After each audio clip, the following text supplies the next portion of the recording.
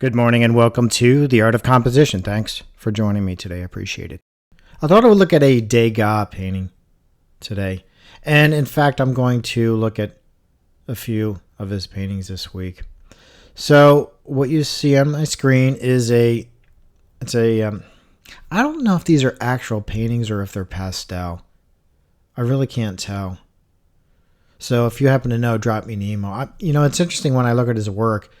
I don't really know what he's actually using. I haven't really looked too much into his techniques and all that, but I've studied some of his designs.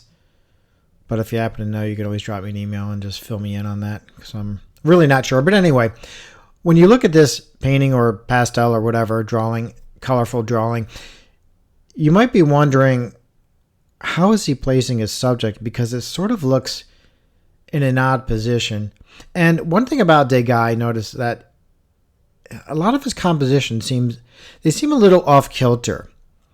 And you might be thinking, well, he's just placing this stuff randomly. But when you take the time to drop the harmonic armature on it or in some of his work, you might discover that's not really the case. And that's what I want to do today. So let me just take a look at this and see what I can find.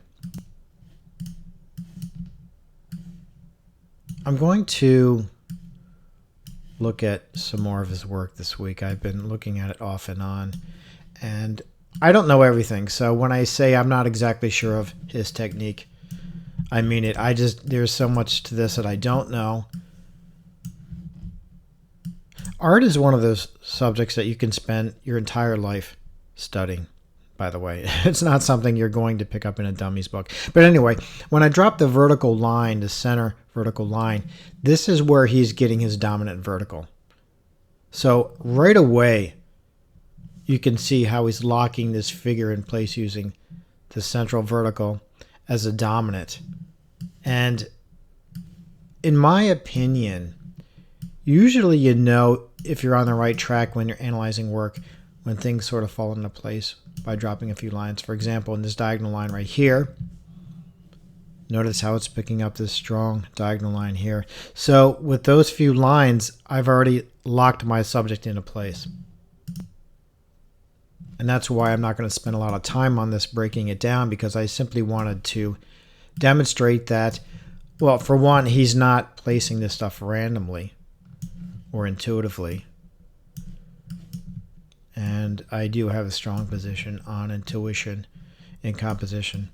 Intuition has a place in composition, but not in the way it's been taught in this world of modern art.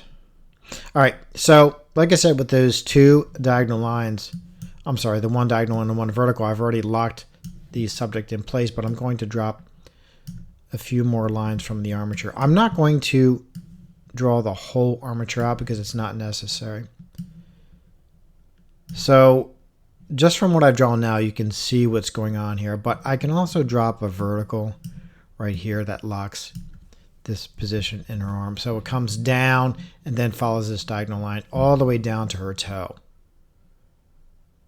And the only other thing I'll point out is if I drop a vertical here,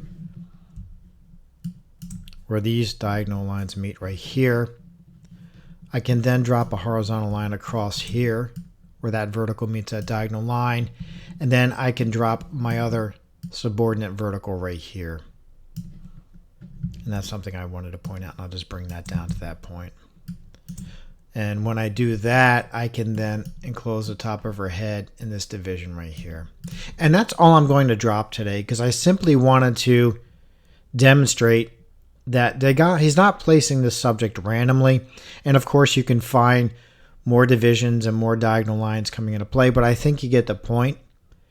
And rather than stress everybody out today, I just wanted to focus in on subject placement on the canvas. Thanks for joining me. I appreciate it, as always.